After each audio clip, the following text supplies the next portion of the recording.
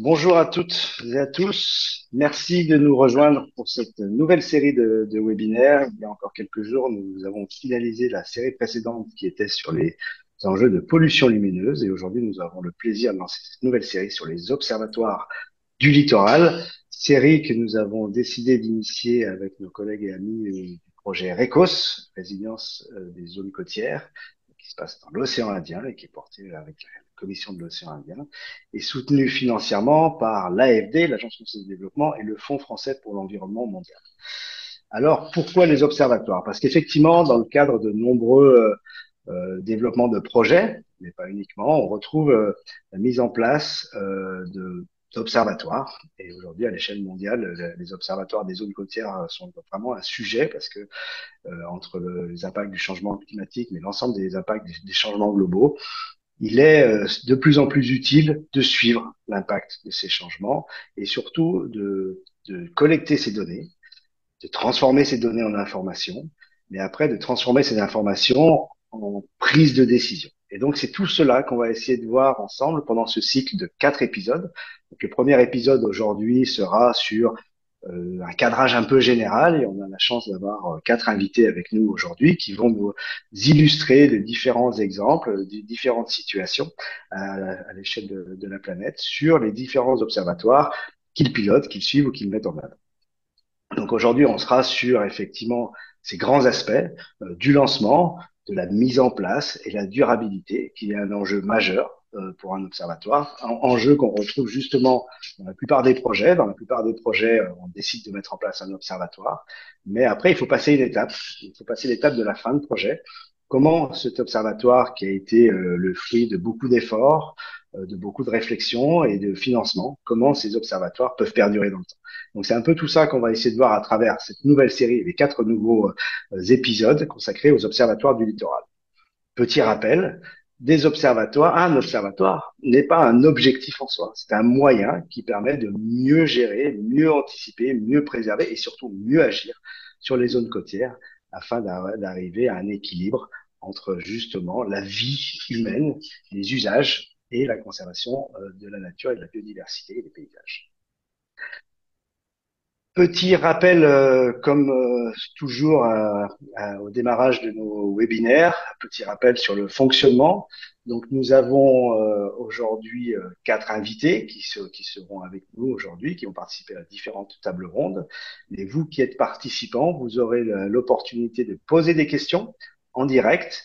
Donc, l'idée, c'est que vous écriviez les questions dans le la petite box qui s'appelle Q&A pour les applications en anglais et questions et réponses Q&R pour les applications en français.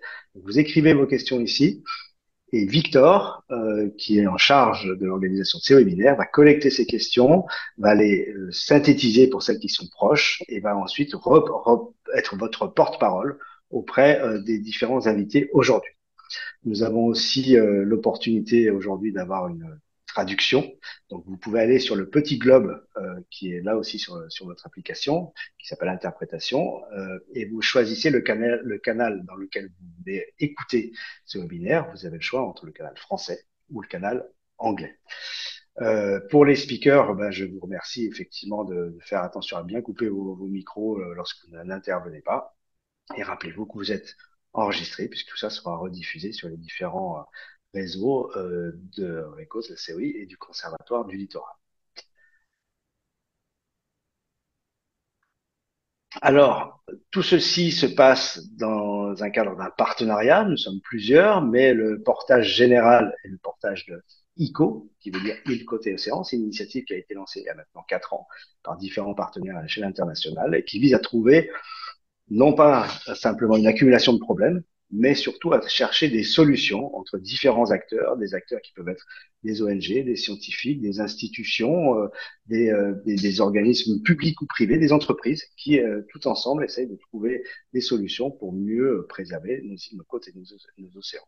Le Conservatoire du littoral, dont je suis le directeur de la coopération internationale, est un organisme public français qui achète des terrains en France, uniquement en France, de manière à les préserver durablement. Une fois qu'on est propriétaire, on ne peut plus vendre ces terrains.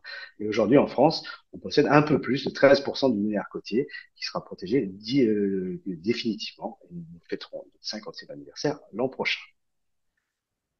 Je vais passer la parole à Anne, qui va nous en dire plus sur le projet RECOS et la COI. Anne, je t'en prie. Bonjour, bonjour tout le monde, bonjour Fabrice. Alors je vais commencer par les petits problèmes techniques qu'on rencontre, Fabrice. Alors d'une part, je pense qu'on partage pas encore le PowerPoint. Voilà, on a commencé, on n'a pas encore partagé. On a aussi un problème de traduction. Bellarmin, tu es en mute si tu m'entends. Donc, hop. On nous a notifié que la traduction ne marchait pas. Ça y est.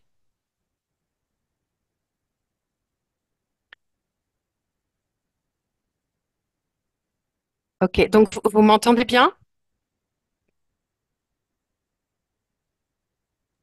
Ok, ça. Parfaitement. Donc je suis là, donc je représente je représente le projet RECOS, hein, la COI. Donc alors excusez-moi, j'ai un petit problème technique, décidément. Excusez-moi.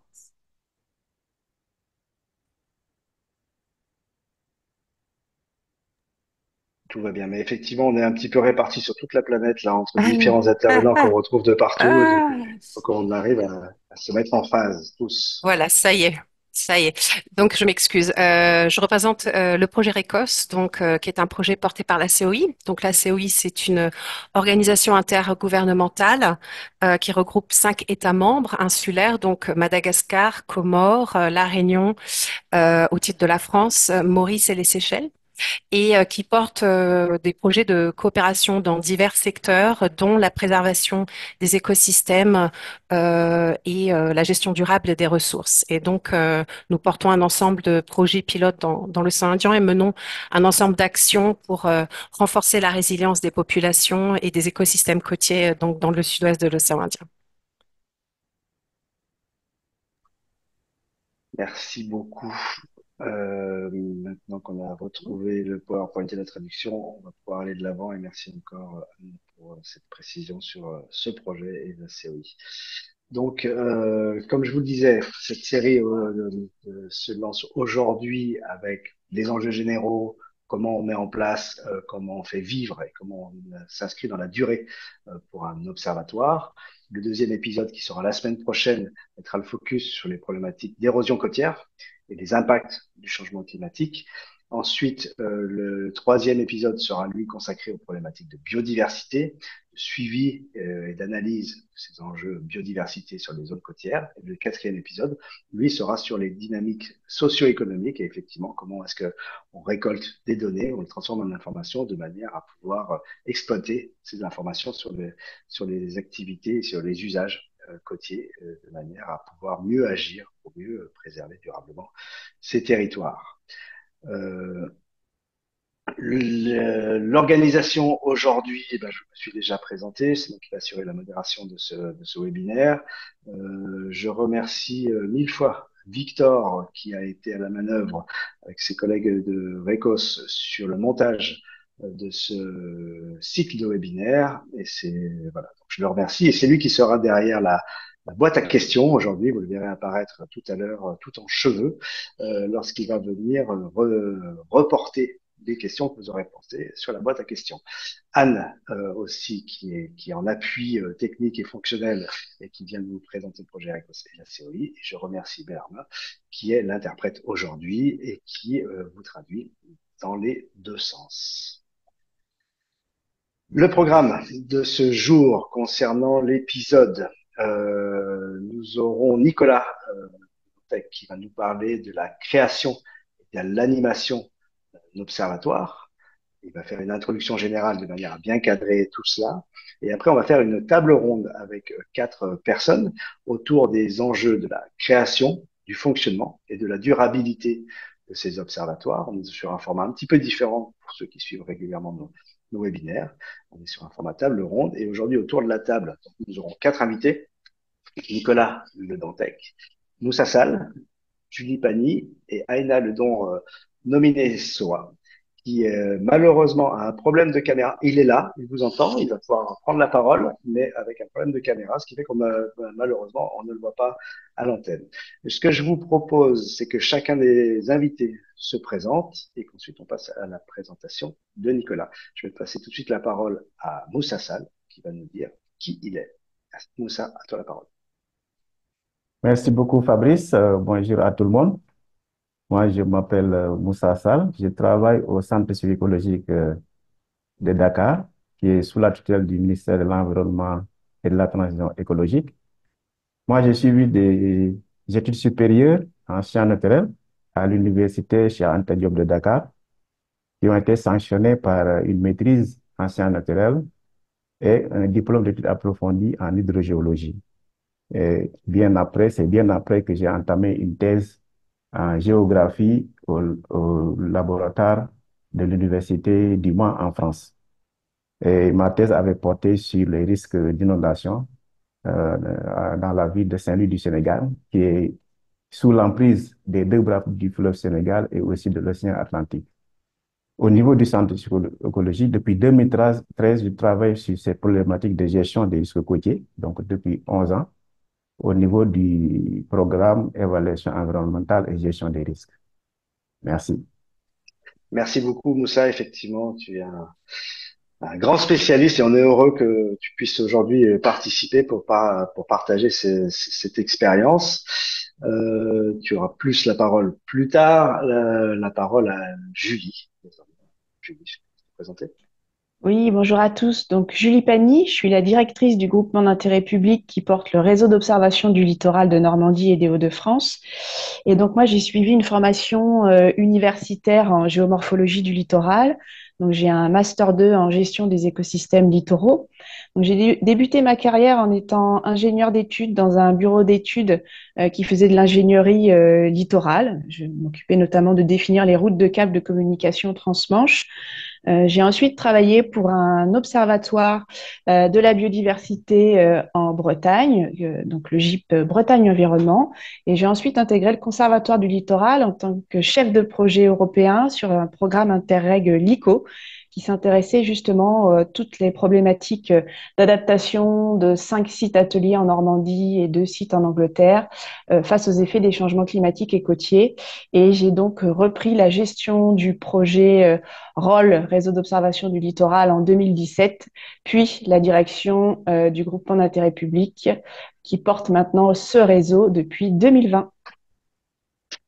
Merci beaucoup, Julie. Il y a aussi beaucoup d'expérience très concrètes à partager aujourd'hui avec nous. La parole à Aïna. Je t'en prie, Aïna, si tu peux te présenter. Merci beaucoup Fabrice. Bonjour à tous également. Je suis Aïna Ledan Noumeni Soua depuis 2014, soit maintenant près de 10 ans. J'ai travaillé avec des ONG du secteur privé et public dans laquelle j'ai utilisé les informations géospatiales pour la mise en place d'aires marines protégées, la mise en place d'infrastructures côtières, le suivi de l'état de santé des habitats marins et côtiers et la mise en place également d'outils pour la résolution de conflits d'utilisation de l'espace marin. Je suis actuellement le responsable du Centre des données océanographiques à Madagascar, un poste que j'occupe depuis maintenant 2 ans. Et en parallèle, je finalise également ma thèse de doctorat en collaboration entre l'Université de Mons en Belgique et l'Université de Tulln. Voilà en ce qui me concerne brièvement. Merci beaucoup. Merci beaucoup, Aïna. Effectivement, à travers l'exemple que tu vas présenter et les différentes interventions que tu vas faire, on sera plus sur les thématiques marines. Voilà, c'était aussi intéressant d'avoir différents aspects de fonctionnement de ces observatoires, et notamment à travers ce thème du marin et de l'océanographie. Je vais tout de suite passer la parole à Nicolas pour que tu te présentes et ensuite je te laisserai dérouler ta présentation pour les 10 prochaines minutes. Merci Fabrice, bonjour à toutes et tous. Moi je suis ingénieur de recherche à l'Université de Bretagne occidentale à Brest, à la composante mer, qui est l'Institut universitaire européen de la mer de cette université. J'ai une formation à la fois ingénieur et thèse en physique et géosciences du littoral. Donc, je travaille sur l'évolution des plages, des falaises, les transferts de sédiments, dynamique des dunes sous-marines. Et depuis quelques années, je suis très impliqué, je coordonne l'Observatoire intégré des risques côtiers en Bretagne, qui s'appelle OSIRISC. On peut passer à la diapo suivante. Voilà, donc cette présentation d'introduction sera en fait plutôt un retour d'expérience du fonctionnement de cet observatoire et de son déploiement, avec certains mots-clés que j'ai voulu remettre dans le titre, hein, cette idée de co-construction d'observatoire intégré de la vulnérabilité. Donc voilà, s'il y a deux messages à retenir, c'est cela. Tu peux passer à la diapo suivante, Fabrice. Donc quelques diapos d'abord pour poser le cadre, hein, mais c'est des choses que vous savez. Mais voilà, les zones côtières, c'est un environnement très attractif. On y va, on s'installe parce qu'il y a plein d'aménités et on peut voir les avantages. Ce sont les images du haut, mais il y a aussi des inconvénients. Le trait de côte, c'est un secteur dynamique et donc qui peut être sujet à des phénomènes d'érosion et de submersion. Diapositive suivante. Et on voit souvent les aléas. Il ne faut pas oublier que le risque, c'est le croisement aléas et enjeux, hein. Et donc, les problématiques de risque côtier sont très fortement liées aux dynamiques d'urbanisation, d'anthropisation du littoral. Et on fait face à ce phénomène de littoralisation avec un exemple ici en Bretagne. On voit à gauche, dans les années 50, peu d'exposition sur cette flèche sableuse et actuellement, voilà, une ville entière. On peut passer à la diapositive suivante. La même chose sur l'île de Cayenne, hein, histoire de sortir un petit peu du cadre breton pour cette introduction. Mais voilà, le risque, c'est vraiment la combinaison de processus naturels, les aléas, et de processus d'origine humaine. L'exposition d'enjeux. On peut passer à la diapositive suivante, merci. Donc un tout petit point sur la géomorphologie et l'évolution du trait de côte en Bretagne, juste pour dire qu'on a un linéaire côtier très étendu, plus de 4000 km de côte, qui est très découpé. Si on regarde une vue en plan, hein, c'est une succession de petites anses, de petites baies, avec différents types de côtes, des falaises rocheuses plus ou moins hautes, des falaises meubles, des cordons sableux, des cordons de galets, des flèches, des rias. Ce qui le rend assez difficile à suivre parce qu'il y a une très grande diversité. L'indicateur national d'érosion donne une évolution en recul, hein, pour 6% du linéaire côtier. Quand on se focalise sur les accumulations sédimentaires, on voit que c'est à peu près un tiers des plages qui sont en recul. Et une autre manière de voir les choses, c'est un recensement, c'est la carte en bas à droite, des impacts, des dommages suite à des tempêtes, et on voit que voilà, tout le littoral breton est concerné par des épisodes de recul suite à des événements extrêmes. Diapositive suivante. Alors face à ça, il existe toute une gamme de solutions préconisées au niveau de l'État, hein, pour les stratégies nationales de gestion du trait de côte qui vont de solutions dures à des solutions plus d'accompagnement, des solutions douces. Donc voilà, il y a plein de choses à mettre en œuvre qui doit bien sûr être en accord avec les observations terrain et qui doit être en phase, parce qu'il y a une question de temporalité, hein, dans la survenue de l'aléa et avec des solutions, si possible, modulaires, durables, pour être adaptées aux aléas futurs. Donc ça, c'est sur le papier. Diapositive suivante. Et dans la pratique, on se rend compte qu'il y a beaucoup de barrières, hein, à la mise en œuvre de ces solutions. On reste quand même assez souvent sur une démarche de défense contre la mer, qui est une réaction historique de gestion des crises. Et on a aussi forcément une réticence des habitants qui vivent sur le littoral, qui se le sont appropriés. Et on reste, alors bon, les choses changent tout de même, hein, notamment au niveau des pouvoirs publics locaux, mais au niveau des résidents, sur des stratégies de court terme, avec peut-être une confiance aveugle dans la capacité des solutions technologiques, la capacité des pouvoirs publics. Voilà, donc on n'est pas encore dans une mise en œuvre d'une recomposition spatiale, en fait, hein, d'un recul des enjeux qui permettrait de réduire le risque. Diapositive suivante. Du coup, je pense que tu en as passé deux Si tu peux revenir en arrière, voilà. Pour répondre aux défis de la transition écologique sur les zones côtières, il y a vraiment besoin d'un changement de paradigme pour passer des solutions de défense et de protection à des solutions plus d'accompagnement. Ça va avec un changement de paradigme aussi pour passer des observations qui sont très aléa-centrées aux observations plus de l'intégralité du système, de ce qu'on appelle la vulnérabilité globale. J'en parlerai un petit peu plus tard, qui s'intéresse à la fois aux aspects forçage naturel, aux aléas, et aux aspects anthropogéniques. Et le besoin de développer des compétences sur de l'observation à long terme. Alors il y avait un petit point sur la diapo précédente qui était important, qui disait que voilà, on est quand même dans un contexte de transfert de responsabilité du niveau national, en tout cas en France, vers les acteurs locaux. C'est un contexte qui est important, c'est notre besoin de prise de compétences au niveau local. On peut passer à la diapositive suivante. Du coup, voilà, cette figure à gauche là, le croisement aléa et enjeu, c'est la définition traditionnelle du risque. Maintenant, les deux composantes qu'il est important d'ajouter sont celles de la gestion.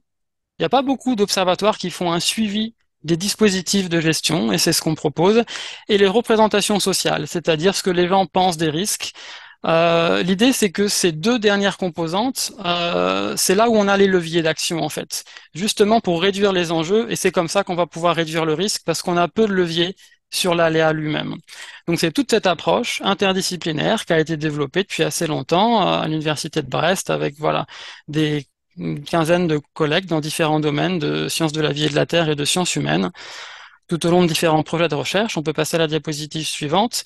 Mais donc ça, c'est vraiment le premier point, c'est travailler sur la vulnérabilité systémique. Alors, le diagramme à gauche, il est très conceptuel, mais ça dit que, c'est pas seulement un diagnostic, mais chacune de ces quatre composantes évolue dans le temps.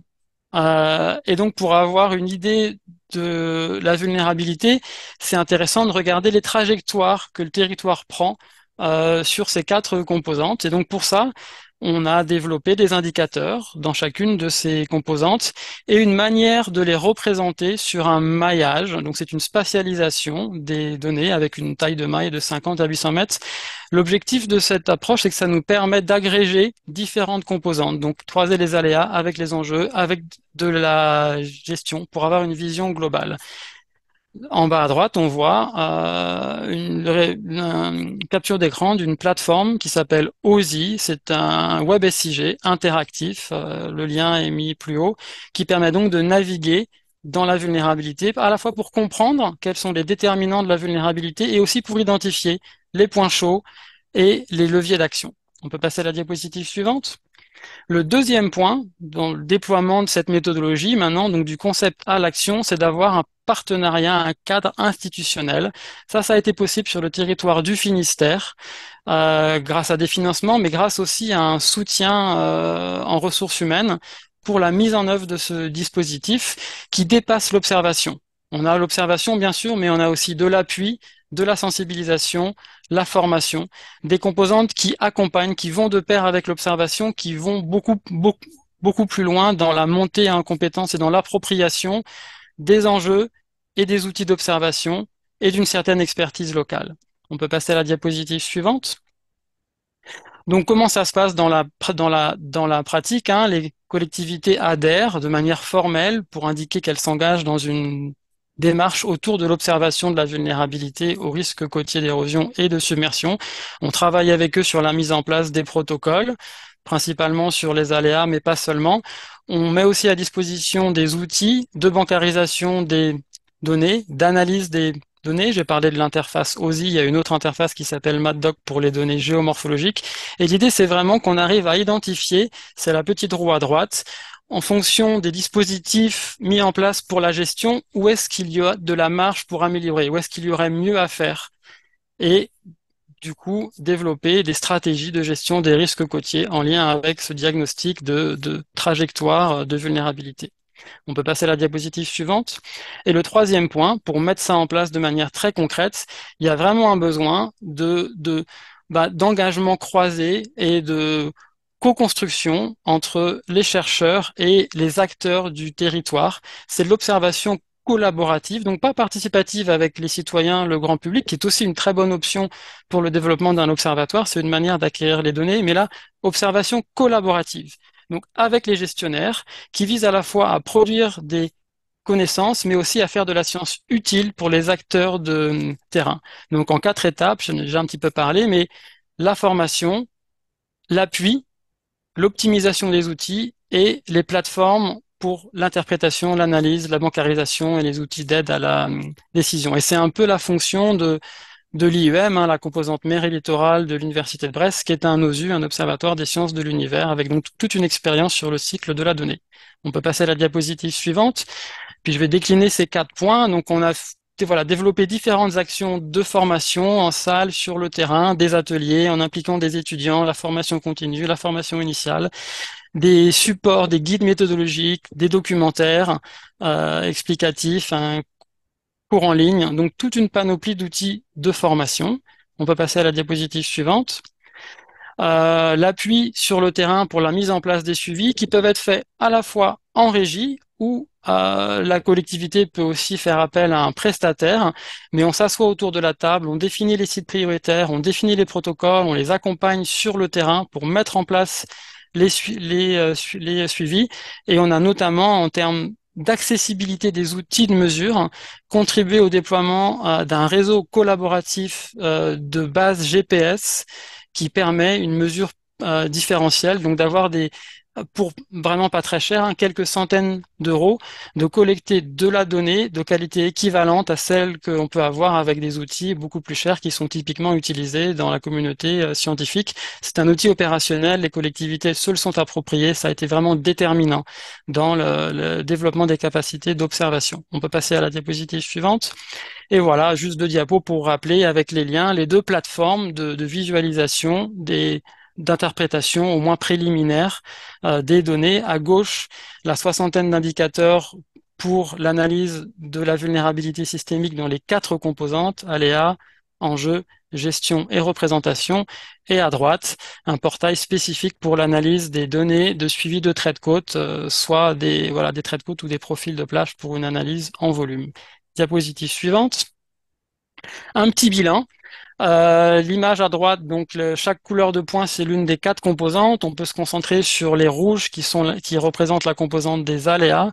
En 2018, avant la mise en place de l'observatoire, on avait une centaine de sites suivis avec une plus ou moins grande fréquence par les partenaires scientifiques. Là, on a ajouté, alors c'est 40 là, mais si on met à jour en 2023, plus de 50 sites qui sont suivis par les acteurs locaux, les techniciens des collectivités locales. Donc on développe vraiment les capacités d'observation à l'échelle du territoire. Et en vert, on était très peu sur des sites pilotes. Maintenant, toutes les communes du Finistère ont un suivi des indicateurs de stratégie de gestion qui sont mis en place pour la préservation, pour la prévention des risques d'érosion et de submersion. Voilà, cette diapositive aussi qui est un petit peu un bilan. Donc il y avait un volet dans l'ITORISC qui était autour de la formation, la sensibilisation. Il y avait un autre sur l'observation, il y en a un autre sur l'appui. Pour dire que voilà, on va au-delà de l'observation et c'est vraiment répondre aux demandes des acteurs locaux. On apporte une expertise, une sorte d'appui de 2e niveau. On fait pas à la place des bureaux d'études, mais on vient accompagner, servir un peu d'interface entre le bureau d'études et les techniciens des municipalités pour être sûr que dans leurs études, ils vont au bout de ce qu'ils attendent. Voilà, donc un petit historique de comment ça s'est mis en place, au départ par des projets de recherche, maintenant par des partenariats structurés avec des acteurs institutionnels, dont le Conseil départemental du Finistère et maintenant la région qui nous aide via des financements fédères pour le déploiement de l'observatoire à d'autres territoires en Bretagne. On remplit nos objectifs de promotion d'observation à long terme, d'avoir une vision intégrée de la vulnérabilité systémique, de co-construire à la fois la démarche, les outils et leur mise en œuvre, et de développer les compétences d'observation. Donc ça, on pense que c'est un modèle assez original et tout à fait pertinent pour le déploiement d'observatoires qui n'est pas qui ne se limite pas à l'observation et pas qu'à l'observation des aléas. Et cette approche est transférable à d'autres territoires, éventuellement à d'autres domaines d'observation, la qualité de l'eau, la biodiversité. Et un petit exemple, on travaille avec l'Observatoire du littoral de La Réunion qui s'appelle Notre Bord de Mer en partenariat bien sûr avec les acteurs locaux, l'ADEAL, la région, le BRGM et l'Université de La Réunion, pour transposer cette approche, mais il en sera un petit peu question, le séminaire de l'épisode 2. Je vous remercie pour votre attention et si vous avez des questions, je vous écoute. Merci beaucoup, Nicolas. Ça nous paraissait intéressant et important de commencer par cet exemple pour bien montrer à tout le monde qu'un observatoire, ce n'est pas simplement un ordinateur, un fichier Excel et des données. Voilà, c'est tout un environnement, il y a tout un écosystème derrière, il y a des partenaires, mais aussi de l'accompagnement de ces partenaires à travers des formations, à travers du renforcement, de la sensibilisation. Plusieurs questions avant qu'on passe aux tables rondes.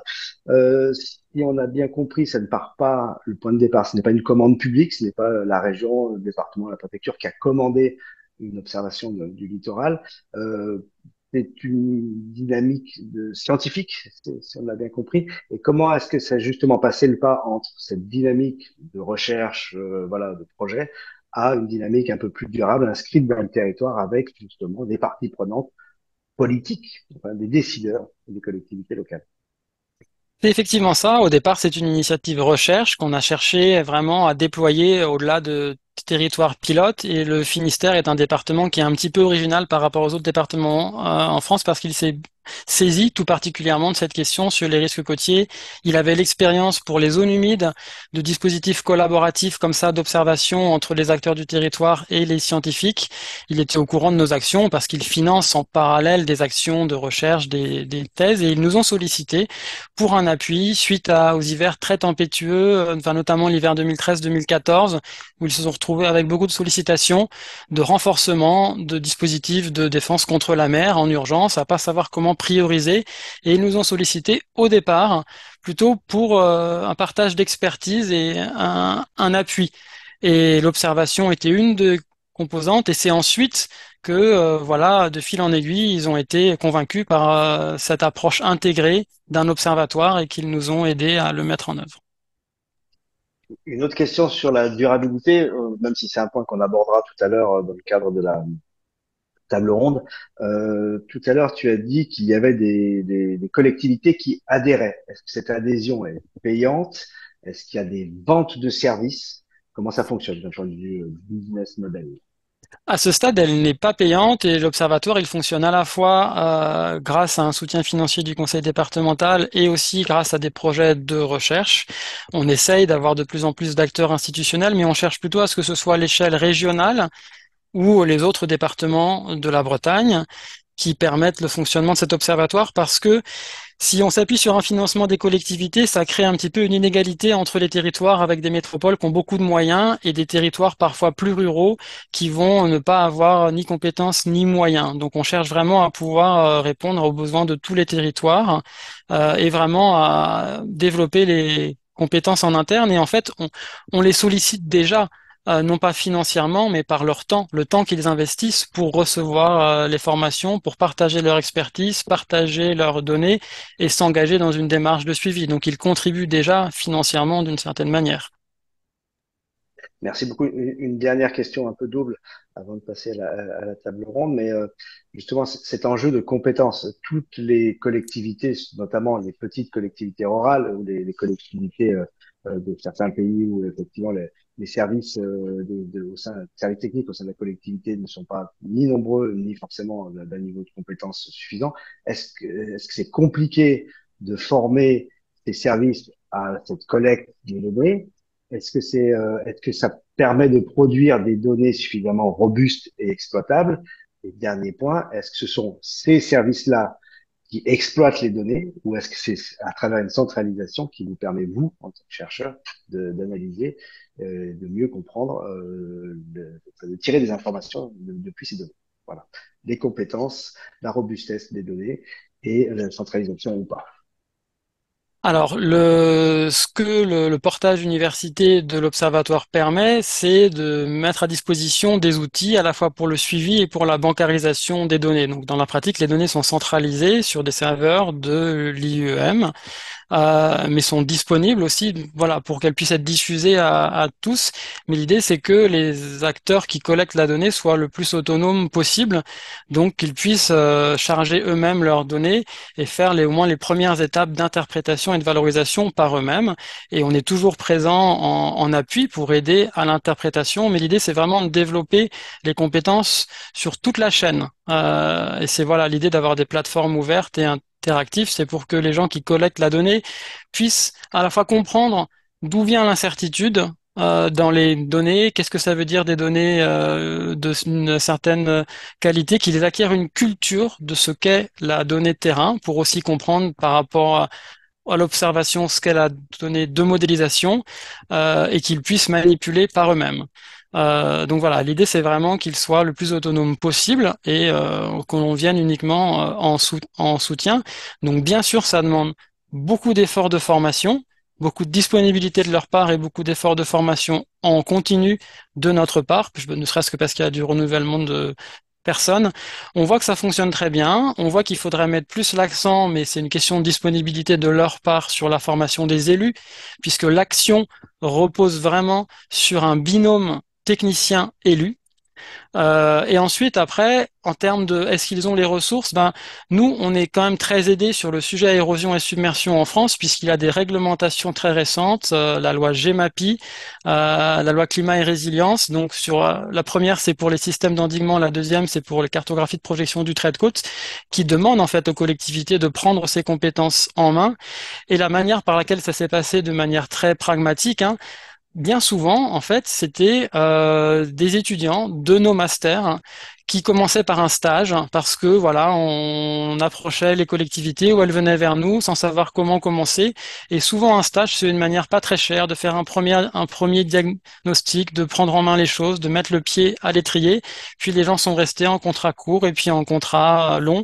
Et c'est comme ça qu'on installe la compétence progressivement. Et en cela, l'université peut apporter à la fois une compétence en recherche, une expertise, une compétence en observation et en formation aussi, formation initiale et formation continue. Merci beaucoup. Il y a juste une dernière question auquel tu n'as pas tout à fait répondu, mais j'en profite pour que les participants continuent à envoyer des questions et qu'ils n'hésitent pas à les rédiger dans la boîte à questions, la Q&A ou Q&A.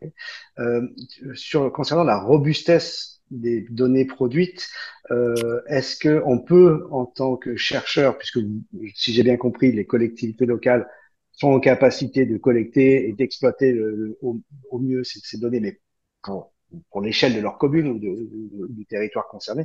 Est-ce que vous, justement, à une échelle plus régionale, je pense que vous avez aussi des analyses là-dessus, est-ce que ça permet de s'appuyer sur des données suffisamment pures et robustes quand elles viennent de gens que vous ne maîtrisez pas?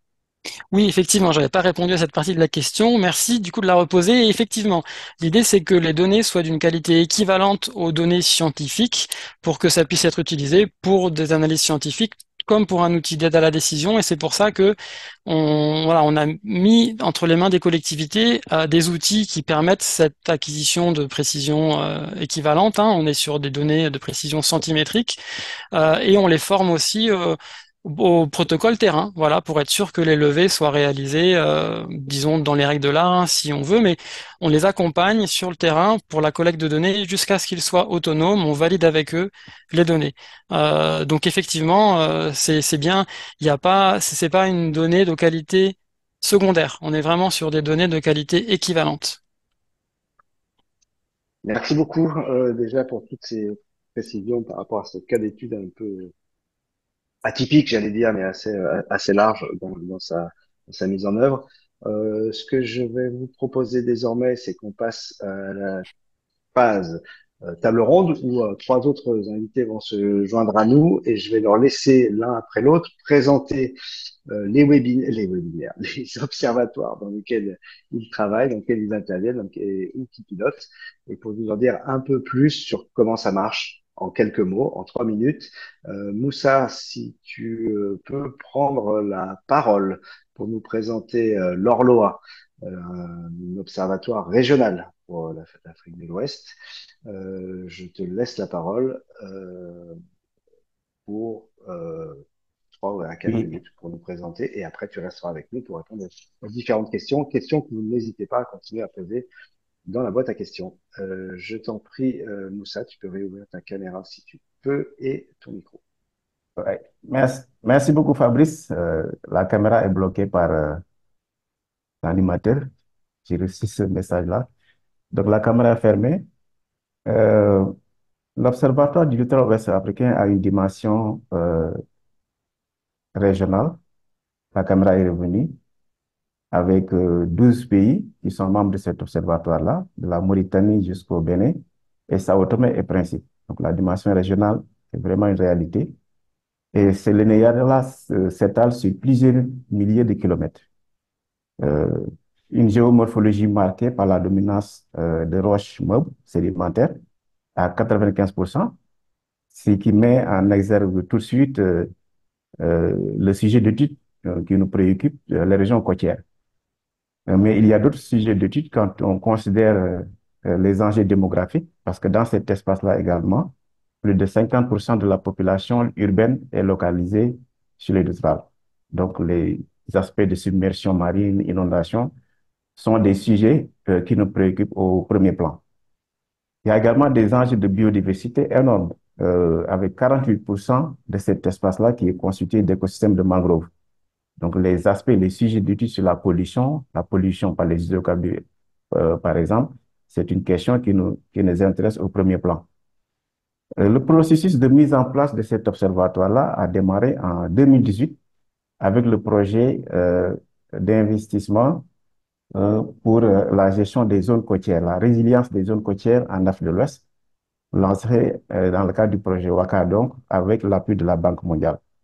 Mais il y a eu un précurseur de l'ORLOA, donc c'est la mission d'observation du littoral ouest africain qui a été lancée, elle, en 2013 par l'Union économique et monétaire ouest-africaine dans le cadre de son programme régional de lutte contre les zones côtières, qui prenait en compte déjà 11 pays, depuis la Mauritanie jusqu'au Bénin.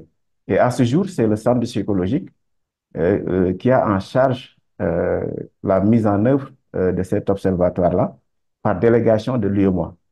Euh, mais le CSE travaille en harmonie donc, avec les pays qui sont chargés de mettre en place des observatoires nationaux qui travaillent en interaction avec le niveau régional que représente le centre psychologique. Donc, il y a des équipes au niveau des pays qui doivent être mises en place, des dispositifs également de collecte de données pour le suivi d'indicateurs.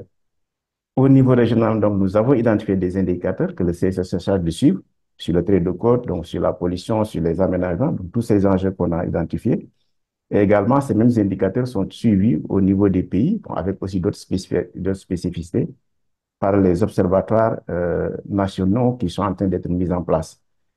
Et nous procédons également à la mise à jour régulière du schéma directeur du littoral d'Afrique de l'Ouest, qui a été réalisé sur cet espace-là depuis 2011. Et nous procédons tous les 2 ans dans un premier temps, puis tous les 4 ans dans un deuxième temps depuis 2020, à la mise à jour de ce schéma directeur. Pour le moment, le financement de cet observatoire-là, c'est la Banque mondiale, à travers l'UEMOA. Ce financement passe par l'UEMOA. Et aussi, mais à terme, cet observatoire devait être financé par l'UEMOA et par les pays également, à travers les observatoires nationaux qui sont en train d'être mis en place, et également une large gamme de partenaires techniques et financiers et des institutions régionales qui travaillent dans ce processus-là. Voilà rapidement dans un premier temps. Merci. Merci beaucoup, Moussa, pour ce cadrage. Effectivement, c'est un peu plus sur l'Orloa et effectivement, au sein de la table ronde, les questions pourront porter sur les différentes thématiques et les sujets que tu as abordés. Je vais passer la parole maintenant à Julie Pani. À propos, là, on va changer presque d'hémisphère, mais en tout cas de température, puisqu'on part en Normandie pour nous présenter le rôle. Oui, merci. Donc pareil, je laisserai l'animateur pouvoir réactiver ma caméra. Donc oui, mais il fait très beau hein, aussi en Normandie et dans les Hauts-de-France. Je n'en doute pas, Ah non, mais à n'en pas douter. je ne doute pas qu'il fasse très très beau en Normandie, mais il me semble qu'on n'est pas tout à fait sur la même De type de fait. température et de climat qu'à Dakar. Voilà. De fait. Donc, ce réseau d'observation du littoral de Normandie et des Hauts-de-France, c'est vrai qu'il a une échelle, en tout cas en France, il a une échelle d'intervention assez particulière puisque on travaille à l'échelle interrégionale, donc depuis la pointe de Cancale jusqu'à la frontière belge, ce qui représente presque 1000 kilomètres de linéaire côtier du coup que l'on suit. Donc, le rôle est issu d'un premier partenariat qui date de 2010 entre le Conservatoire du littoral, les régions Normandie, enfin à l'époque c'était la région Basse-Normandie, Haute-Normandie, et cette initiative a été motivée par le constat qu'on avait manifestement une très grande quantité de données qui existaient sur ces questions de dynamique côtière, mais pas toujours accessibles pour les utilisateurs finaux de ces données. Parfois aussi des bases de données qui sont disséminées dans le temps et dans l'espace. Donc finalement, une vision qui n'était pas complète à l'échelle de la façade. Donc le conservatoire et la région se sont rassemblés pour créer cette plateforme, hein. C'est une plateforme qui est vraiment à destination. Alors nous, notre public cible, ce sont plutôt les élus et les techniciens des collectivités. On ne travaille pas directement avec le grand public. Et l'idée, c'est de faire le lien entre les scientifiques qui produisent cette donnée et les utilisateurs sur les territoires. Donc, en 2020 a été fait le choix, mais on aura l'occasion de revenir dessus, d'autonomiser, si je puis dire, ce réseau d'observation du littoral et de créer un groupement d'intérêt public qui nous a permis de continuer avec nos partenaires de départ, qui étaient le Conservatoire et la région Normandie, et de rallier la région Hauts-de-France dans l'aventure, ainsi que l'État, puisque partenaire incontournable au travers de la stratégie nationale de gestion intégrée du trait de côte. Donc, on travaille sur trois objets principaux qui sont la dynamique côtière, qui porte sur les risques naturels en milieu littoral, et on appréhende aussi la biodiversité, mais comme marqueur de l'évolution du milieu. Donc, pour mettre en œuvre notre mission qui pourrait être synthétisée sur le qui fait quoi, où, quand et comment sur les questions de dynamique côtière, on a différentes approches. Le rôle, c'est avant tout, ça a été historiquement un portail agrégateur de données, donc un portail qui ne produisait pas de la donnée en soi, mais qui était là pour donner à voir, pour faire connaître au plus grand nombre de ce qui était produit par les universitaires, les établissements publics, etc. Donc, pour ce faire, on a développé un portail qui est accessible par tout à chacun sur le web et qui référence, qui consolide la connaissance. Donc, on a un catalogue de métadonnées qui donne à voir des données qui existent chez nous et de leurs auteurs et comment les récupérer. Et puis, on a un outil qui est très interactif, qui est notre atlas dynamique, qui fonctionne par emboîtement d'échelle, depuis l'échelle interrégionale jusqu'au local, et qui s'organise selon différentes thématiques, dynamique côtière, vulnérabilité des territoires, approche historique, etc. On en a 8. On a toute une partie qui consiste à faire de la veille, donc très classique, connaître les événements, les nouveaux projets qui sortent. Et puis, on a aussi tout un champ de notre activité qui porte sur l'animation auprès des territoires. Donc là, on est amené à proposer des ateliers de terrain que l'on fait avec les membres de notre conseil scientifique, puisque l'expertise du rôle repose sur un conseil scientifique qui rassemble une trentaine de personnels intuités qui sont référents à la matière, donc beaucoup de professeurs des universités, mais pas que. Donc, on peut organiser des ateliers de terrain pour les élus locaux et leurs techniciens qui sont motivés, qui nous le demandent. Et puis, une fois par an, on organise une grand-messe, un séminaire qui porte sur une thématique d'actualité. Donc, typiquement, cette année, on sera sur les indicateurs qui sont à disposition des collectivités locales qui se lancent dans la carto-érosion dans le cadre de la loi climat et résilience. Au-delà de ces aspects d'animation, depuis 2016, le rôle est devenu aussi un portail producteur de données, puisqu'on nous a confié la mission de coordonner des campagnes d'acquisition de données très haute résolution, donc des données LIDAR topo-bathymétriques couplées à une ortholittorale. Donc là, on a tout un système qui est embarqué dans des avions et qui nous permet de scanner le littoral en 3D, depuis l'isobat 5 mètres jusqu'à 1500 mètres à l'intérieur des côtes, au mieux. Donc ça, ce sont des récurrences d'acquisition de données qui se font tous les 3 ans pour la topo et l'ortho, et tous les 10 ans, tous les 10 ans, non, ça fait beaucoup, tous les 6 ans pour la donnée bathymétrique. Donc, on coordonne l'acquisition de cette donnée, on la stocke chez nous et on la met à disposition. Donc, on ouvre des flux à tous les utilisateurs qui le souhaitent. Pour faire connaître cette donnée, on organise des formations à l'utilisation de ces données LIDAR. Et bien évidemment, on se tient à disposition d'un territoire qui aurait besoin d'un accompagnement un peu plus fin pour comprendre et comment mobiliser cette donnée. Donc voilà, pour faire rapide. Peut-être juste vous préciser que notre groupement d'intérêt public a un fonctionnement assez classique, hein, avec une assemblée générale qui rassemble les différents membres titulaires, ce conseil scientifique que je vous évoquais, qui est vraiment la base de notre expertise, et puis les comités techniques classiques qui rassemblent les services et les financeurs autour du projet. Merci beaucoup, Julie. C'était très clair et très complet. On voit qu'effectivement, on est là aussi sur un observatoire qui est au-delà d'un ordinateur et un fichier Excel. Bien au-delà. Il y a de l'accompagnement de territoire, il y a de la réflexion, il y a de la formation, voilà, il y a de l'analyse de données.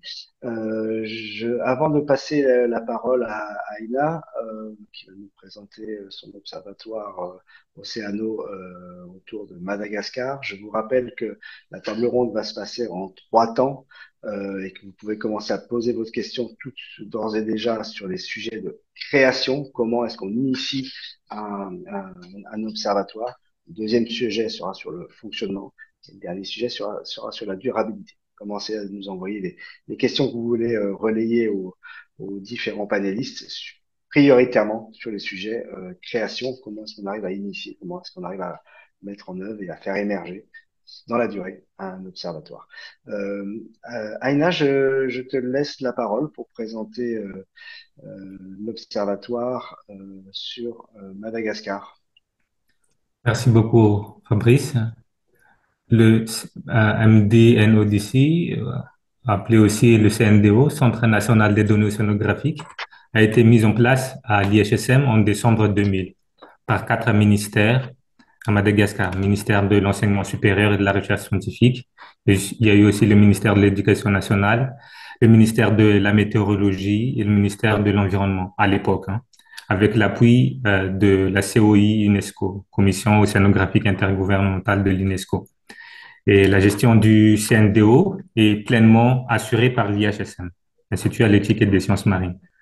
Donc, les données au niveau du centre proviennent des données issues des expéditions océanographiques, hein, qui ont eu lieu dans la ZE de Madagascar, auxquelles nous avons participé, et des données également collectées au niveau des côtes, ainsi que des données globales issues des imageries satellitaires et des modèles numériques.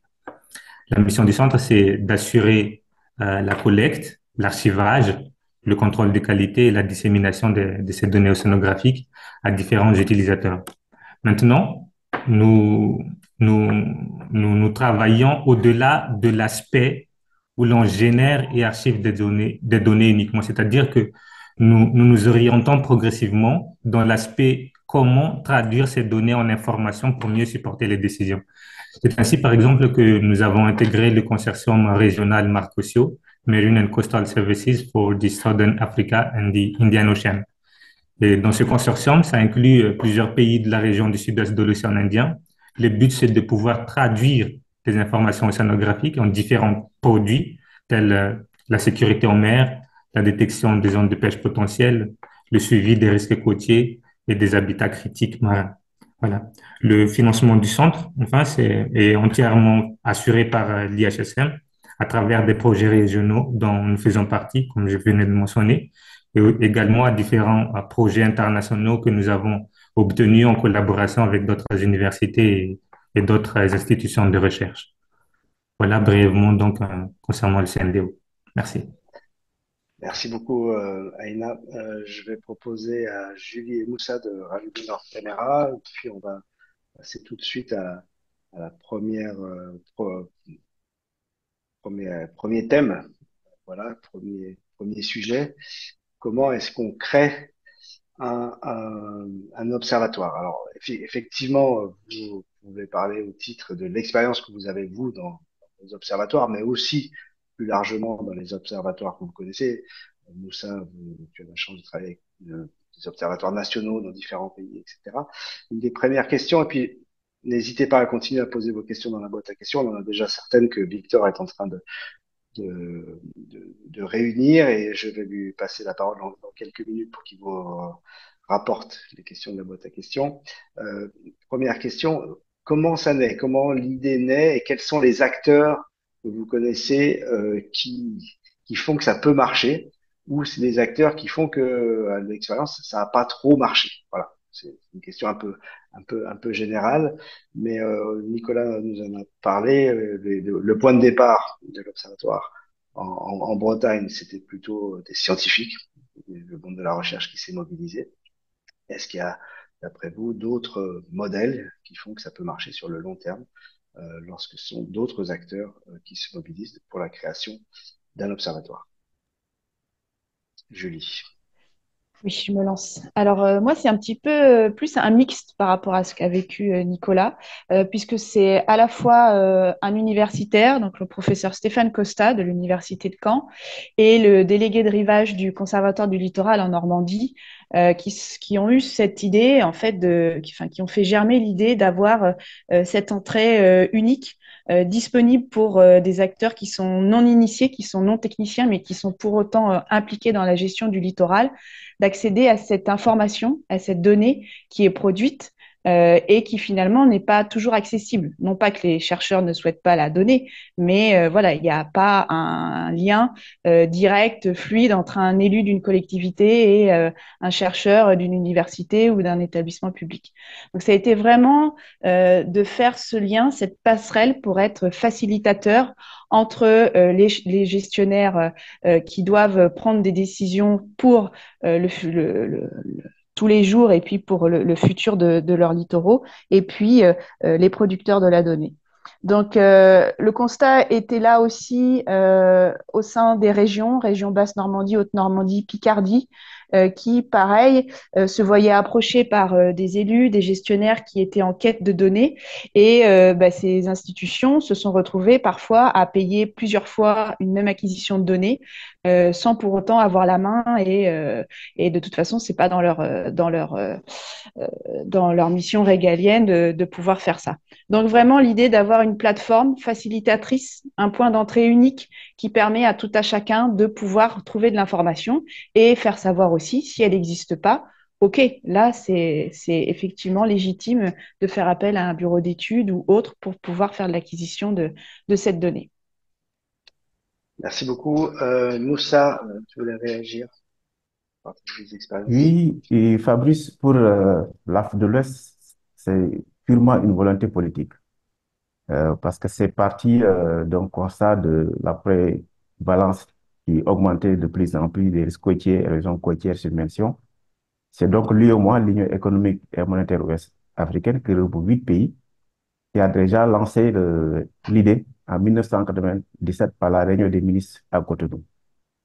Et en 2007, donc 10 ans plus tard, ils ont lancé le programme régional de lutte contre les régions côtières, englobant l'ensemble des pays qui se trouvent de cet espace-là, de la Mauritanie jusqu'au Bénin, incluant même des pays qui ne font pas partie de l'organisation, c'est-à-dire de l'Union économique monétaire ouest-africaine. Donc, sur cet ensemble de 11 pays au départ, il y avait même plus de pays qui ne faisaient pas partie, qui ne font pas partie de l'UEMOA que des pays qui font partie de l'UEMOA. Ils ont donc eu une vision vraiment globale et intégrée. C'est donc cette volonté politique-là qui a émergé. Donc, le premier, en 2007, ils ont lancé le schéma directeur, l'élaboration du schéma directeur du littoral d'Afrique de l'Ouest. C'est le premier produit qu'on peut capitaliser comme le produit de base de l'Observatoire. Et à la fin de ce processus d'élaboration du schéma directeur qui a été restitué au ministre, et la raison d'être, ce qui prouve encore que c'est une volonté politique, c'est que tous les résultats, toutes les activités qui sont menées sous la supervision du comité scientifique, parce que là aussi on y reviendra en termes de gouvernance, sont restitués au niveau ministériel et validés, donc approuvés au niveau ministériel. Et alors, quand le schéma directeur en 2011 qui a été confié donc, à l'UICED a été restitué au ministre. Et ils ont eu la volonté de dire on va mettre en place un observatoire régional qui va continuer à poursuivre ce travail-là. Parce que le schéma directeur a subdivisé cet espace-là en 186 secteurs côtiers. Et sur chaque secteur côtier, les informations sont disponibles sur les enjeux, sur les aléas, sur aussi l'occupation de l'espace en termes de biodiversité, occupation humaine, etc. Et à partir de 2018 maintenant, euh, ils ont décidé, les ministres ont décidé de passer carrément à l'Observatoire régional dans le cadre du projet WACA avec l'appui de la Banque mondiale qui procède donc régulièrement à la mise à jour du schéma directeur et maintenant au suivi de certains indicateurs qui ont été identifiés. C'est donc carrément une volonté politique qui est à la base. Pourquoi ce choix, avant de passer la parole à Nicolas, pourquoi ce choix de passer par un volet régional plutôt que une sorte de fédération, une somme d'observatoires nationaux ou régionaux ou qui correspondraient aux 118 zones dont tu parlais? Oui, parce que le problème dépasse les frontières. Les régions côtières, les risques côtiers, la pollution, ça dépasse les frontières. Un seul pays ne peut pas régler ce problème-là dans son espace. Parce que les solutions qui sont menées dans un pays, notamment en termes d'aménagement, mise en place d'épis, etc., ont des répercussions sur le pays voisin. Donc, pour régler le problème de manière globale, les pays ont décidé d'aller ensemble, hein, menant des politiques homogènes pour essayer de résoudre globalement ce problème-là. Merci beaucoup. Nicolas, tu voulais rajouter quelque chose sur les aspects création? Oui, pour rebondir sur un point qui est l'objectif, c'est de comprendre pour agir. Et l'action, ceux qui agissent, en fait, ce sont les gens qui sont en charge des politiques publiques à l'échelle locale. Dans les rapports du GIEC, on voit bien que on sait, les solutions, elles sont mises en œuvre à l'échelle locale. Et donc, c'est vraiment important de rencontrer l'adhésion et d'associer les gens qui sont en charge de la mise en œuvre des actions à l'échelle locale. Après, le portage, c'est réunir tous les acteurs institutionnels et scientifiques et établissements publics qui sont déjà actifs, parce qu'ils produisent, parce qu'ils interprètent, parce qu'ils forment, tous ceux qui sont actifs sur le périmètre. Et comme a dit Julie, effectivement, ben ça, il y a différentes configurations de réunions d'acteurs, mais il faut vraiment avoir le souci de que ce soit orienté vers les gens qui mettent en œuvre à l'échelle locale les politiques. C'est comme ça qu'on pourra aller vers des stratégies locales en action. Merci beaucoup. Ça reprend ce que je disais tout à l'heure, c'est-à-dire qu'un observatoire n'est pas un objectif en soi, c'est un moyen qui permet d'asseoir des choix de politique publique. Et donc effectivement, les différents exemples d'observatoires que j'ai vus qui ont conduit à des échecs, c'est que c'était une personne ou un organisme ou une institution qui, de son côté, dans le cadre d'un projet, mettait en place un observatoire et puis sans trop se confronter à la réalité avec les décideurs parce que c'est compliqué ou qui ne voulaient pas trop associer d'autres partenaires même s'ils avaient des données parce que c'est compliqué. Et donc effectivement là on est définitivement voué à l'échec.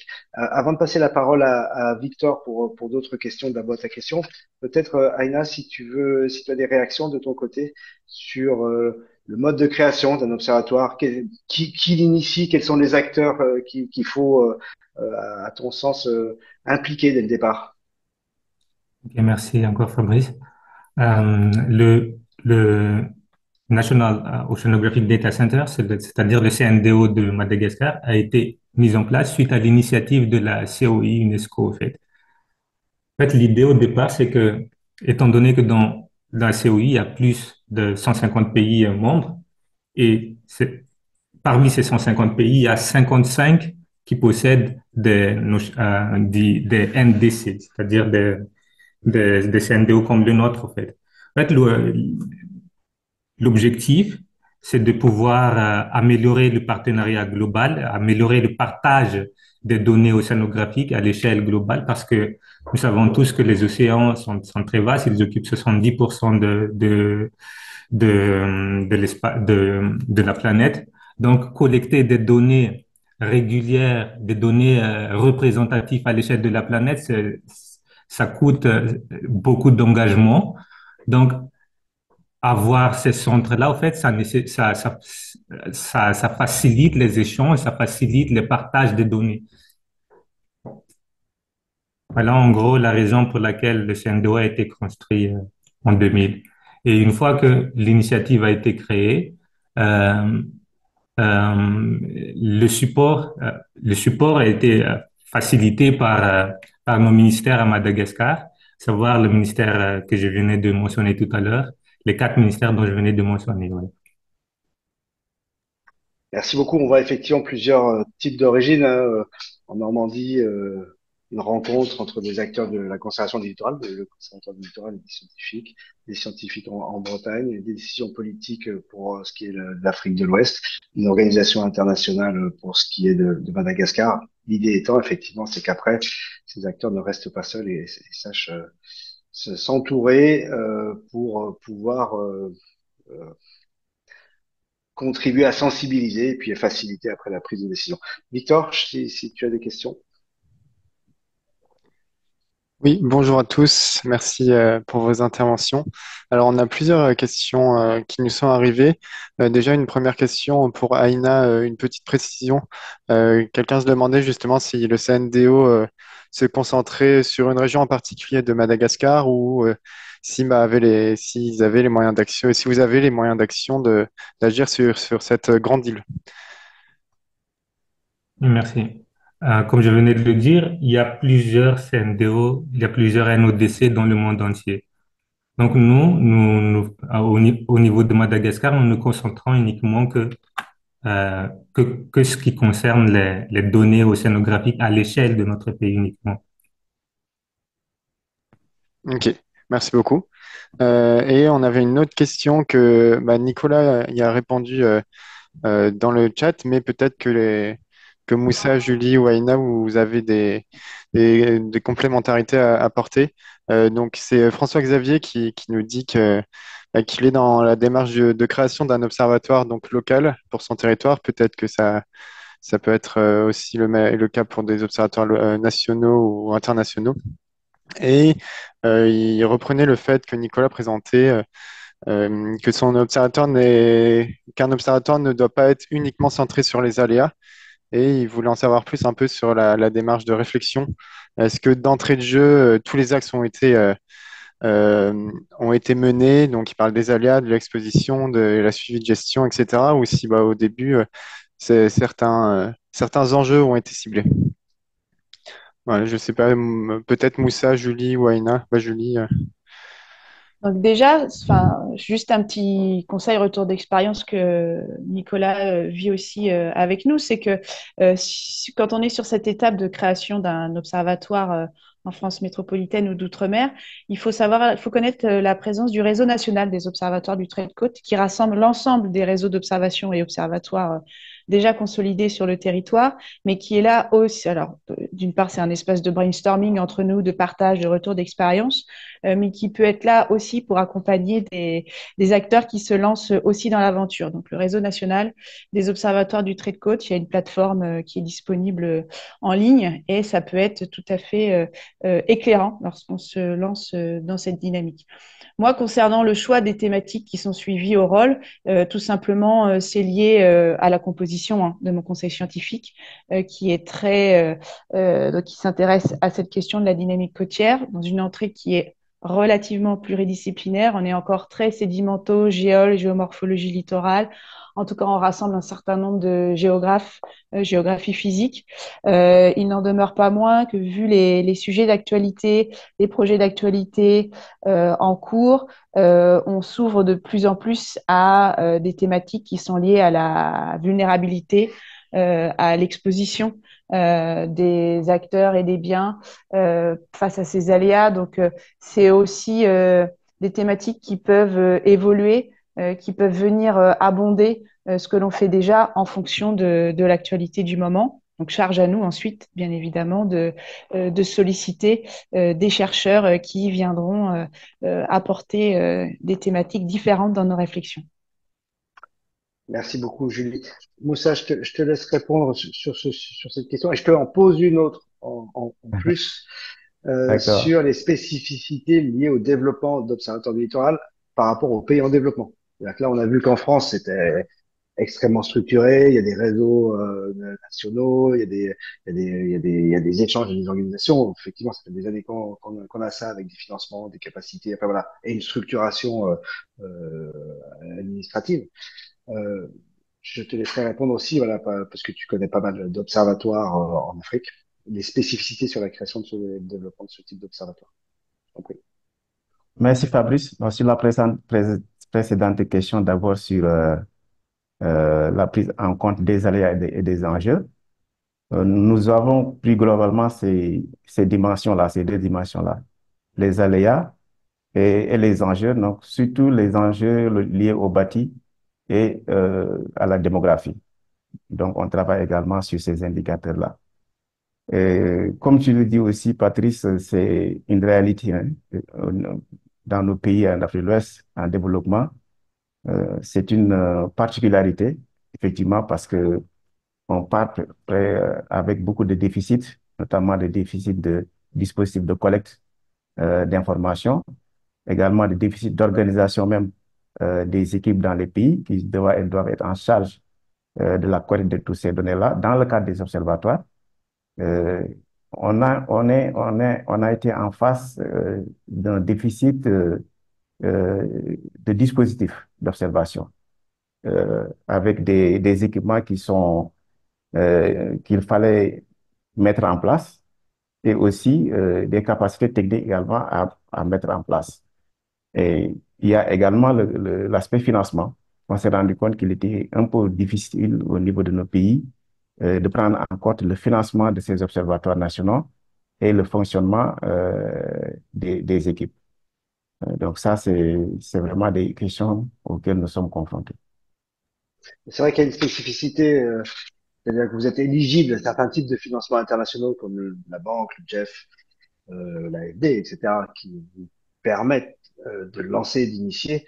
Mais effectivement, après, il y a la complexité des investissements sur le long terme où là, c'est plus difficile. Et effectivement, c'est des bailleurs qui ne sont pas toujours enclins à vouloir financer du fonctionnement sur des très long termes. Donc, initier quelque chose, c'est parfois possible dans le cadre de crédit Mm. projet. Le faire perdurer, c'est aussi, ça devient un handicap. En fait. C'est un peu compliqué. Tout à fait. Merci beaucoup. Euh, Autre sujet sur la création d'un observatoire, ça m'intéresse aussi d'avoir votre retour d'expérience là-dessus.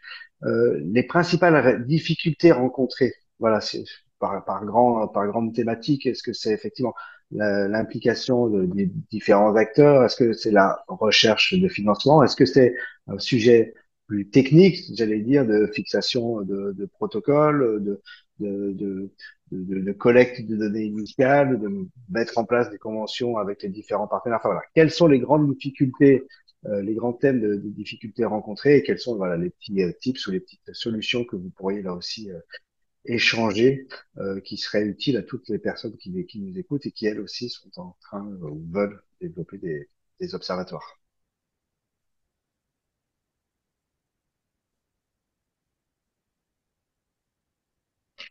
Nicolas, évidemment, vas-y, pardon. Ok, je peux me lancer pour cette question. Tout ce que tu as dit, Fabrice, hein, c'est voilà, c'est des difficultés et il y en a beaucoup. Les financements, l'association des acteurs, mais en fait, peut-être que faut s'attendre à un processus assez long, finalement. Enfin, je pense que beaucoup d'observatoires partageront le même retour d'expérience. Ça se fait pas du jour au lendemain. Et donc, par rapport à la question qui était, est-ce qu'on démarre sur toutes les composantes en même temps? En fait, non, on démarre très progressivement et même peut-être pas sur tout le territoire. On démarre à partir de ce qu'on a, avec un petit test pilote, par exemple. En tout cas, c'est un processus assez long, même au niveau de la structuration, de la gouvernance. Il y a des étapes de préfiguration. Et donc voilà, il faut s'attendre à ce que ce soit un travail de longue haleine. Et donc il faut que parmi les partenaires, il y a quelques porteurs institutionnels hein, qui aient un engagement politique ou, enfin en tout cas d'établissement dans la durée. C'est effectivement un des premiers objectifs et c'est pour ça qu'effectivement on en parle spécifiquement là, dans ce cadre d'observatoire initié dans des dynamiques de projet qui durent 3, 4, 5 ans. L'idée dès le départ, c'est pas de faire 3, 4, 5 ans, c'est de s'inscrire dans cette durée et d'inscrire des partenariats et des résultats dans la durée. Moussa, tu voulais aussi intervenir, mais Julie, n'hésite pas à laisser peut-être la caméra ouverte pour participer au débat. Et, voilà, que je te vois pour interagir. Déjà qu'on n'a pas la chance de voir Aïna, que je vais solliciter tout de suite après. Tout à fait. Merci, Patrick. Vous avez brossé les difficultés, hein. Nous, c'est aussi la lenteur du processus. Ce processus-là, pour nous, ça dure depuis 2018, parce que chaque fois, il faut mobiliser également les ministres pour l'approbation de tous les résultats et les perspectives. Donc, c'est un processus qui ralentit. L'implication des ministres, ça ralentit un peu le processus. La mobilisation des équipes dans les pays, c'est également très difficile, puisqu'il n'y a pas le soutien, si vous voulez, l'organisation idéale n'est pas encore en place dans les pays. Et le coût des rencontres techniques en présentiel. Parce que pour avancer, parfois, il nous faut des rencontres au niveau régional avec tous les pays, mais ça, c'est un coût parfois qui est un peu difficile à supporter. Mais même en termes de communication à distance dans le réseau, ça pose aussi parfois des difficultés, bon, avec les problèmes de connexion Internet, etc.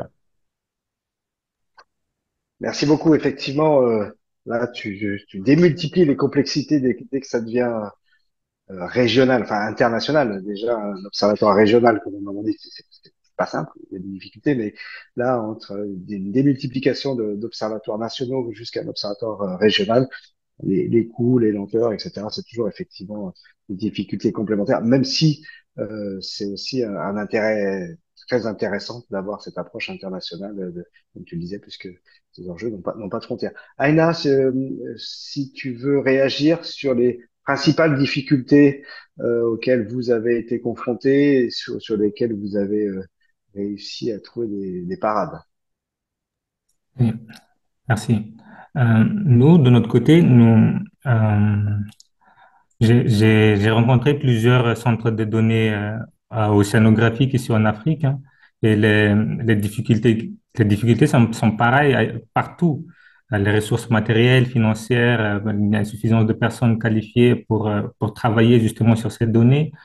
Euh, Même nous aussi, nous ne sommes pas épargnés par ces challenges.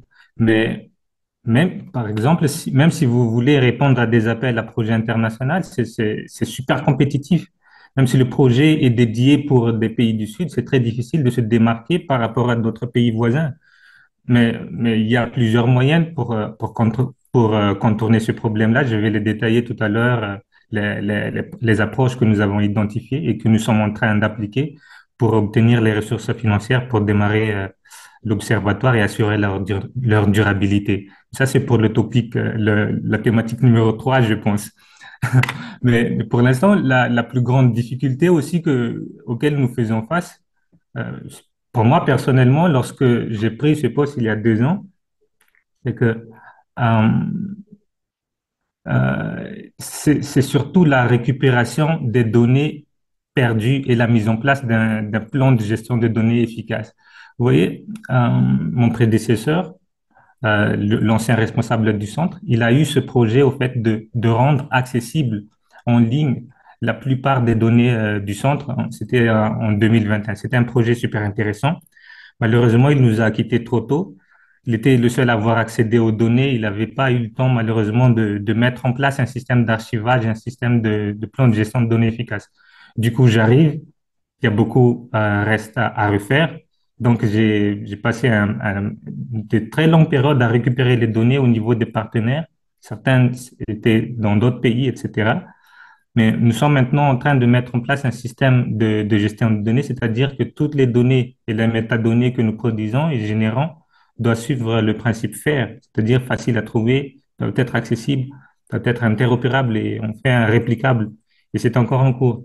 L'idée, au fait, c'est de pouvoir sécuriser tout ce qui a été réalisé sans avoir plus tard à recommencer à zéro, quoi. Voilà. Merci beaucoup. Julie, un dernier mot rapide et puis après on change de thème, on partira sur le Oui, oui, bah, fonctionnement. moi, je partage la plupart des interventions là qui viennent d'être faites. Donc effectivement sur la férisation de la donnée, hein, tout à fait d'accord. Hein, c'est vraiment un enjeu que l'on doit préserver au jour le jour. Ça demande effectivement des moyens financiers et des moyens techniques pour pouvoir s'organiser. Sur la question effectivement de la patience, de la résilience dans la co-construction d'un observatoire, tout à fait d'accord. C'est vrai qu'au début on peut être sur une proposition basique. Hein. Nous, au début, c'est ce que je vous évoquais. On était une plateforme qui faisait le lien entre producteurs et utilisateurs de la donnée. Et puis, petit à petit, effectivement, nos missions sont montées en puissance. Et puis, pour nous aussi, on a cranté sur l'emprise territoriale, puisqu'au départ, on était Normandie, Picardie. Et avec la loi NOTRe, on nous a demandé de prendre de la complétude de la région Hauts-de-France. Donc maintenant, on est bien sur les deux régions Normandie-Hauts-de-France. Donc ce travail répété, nécessaire de se faire connaître sur les territoires. Et même lorsqu'on est présent depuis de nombreuses années sur un territoire, il n'en demeure pas moins que les techniciens, les élus changent. Donc c'est vraiment un travail de longue haleine de continuer à se faire connaître. Et dernier point, je parlerai de la complémentarité, puisqu'on est beaucoup d'acteurs finalement sur l'échiquier, en tout cas en France, à travailler sur ces questions de production de données, de mise à disposition, de vulgarisation. Et parfois, ça peut s'avérer aussi assez délicat, parfois difficile, de tous travailler en bonne intelligence, sauf qu'il y a de la place pour tout le monde. Et il y a aussi ce travail nécessaire de rassurer et de travailler en complémentarité avec les autres acteurs. Merci beaucoup. Beaucoup de choses effectivement ont été dites, mais je dirais s'inscrire dans le temps, ne pas espérer tout résoudre tout de suite, ne pas partir sur tous les sujets, sur toutes les thématiques, sur trop de choses et se laisser déborder. Bien savoir s'entourer, trouver des bons partenaires et effectivement faire monter en puissance au fil du temps et puis essayer de trouver des solutions pour la durée en termes de financement et de soutien politique. Et ça, on y reviendra sur la dernière partie. Là, on va changer, on va aller sur les aspects fonctionnement de ce type d'observation à travers la gouvernance, le partenariat, et comment est-ce qu'on connecte la donnée, comment on encadre bien cette collecte de données. Euh, je vais peut-être passer tout de suite la parole à Victor, vient de me le dire qu'il y avait énormément de questions pour cette partie-là. Victor, merci encore de ton apport en amont du montage de cette série. Donc là, je te laisse la parole. Oui, merci. On a des questions notamment sur les partenariats et notamment une question qui était vue pendant l'intervention de Nicolas sur les partenariats entre les universités Nord-Sud.